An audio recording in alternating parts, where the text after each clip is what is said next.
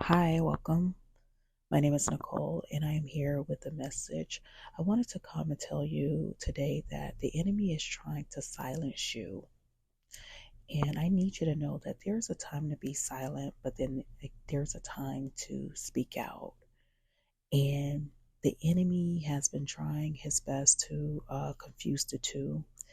He's causing you to speak out about the things that you need to be silent about, things such as your upcoming plans, your future plans, things that the promises that God has made to you in the secret place, and just anything that you are planning to do for the betterment of yourself and or your walk with God, things that should normally be kept private. Um, I wouldn't necessarily say that would normally be kept private, but things that we should learn to keep private until they come into fruition. Remember, the enemy is not all knowing like God is. So if you don't speak about certain things, he will not know. If you don't tell certain people certain things, the enemy will never know. Um, and he knows that. He knows that many of us do not know this.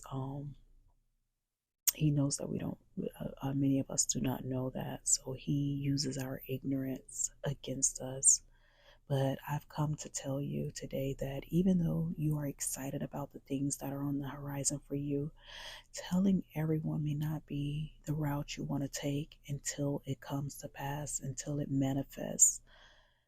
Now, on the flip side, when it comes to the things of God, the enemy wants to scare us into being silent about those things.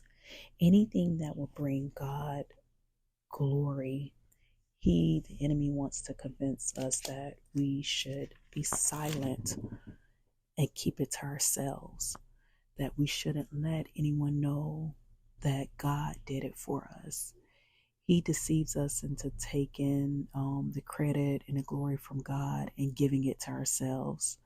And these are the subtle things that causes us to move into pride. And pride is the very thing that causes moving into pride or acting in pride is the very thing that causes the favor of God to leave us. The more you share your testimony and give God the glory, you will find that the more God will trust you with the secret things, the more he would trust you with the things that he can't trust others with, the more he would trust you with the things that you're even asking him for, the more favor you will receive from him and, the blessings.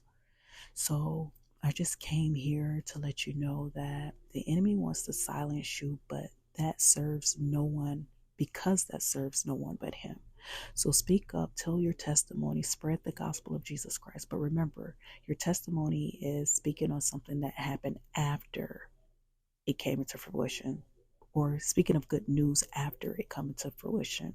So let the world know how good God is and how good he has been to you and your loved ones. And I can bet you one thing, you will begin to see that it will only get better. Never let the enemy convince you to go against the only one that has protected, provided, and loved you, especially when you couldn't turn to anyone else.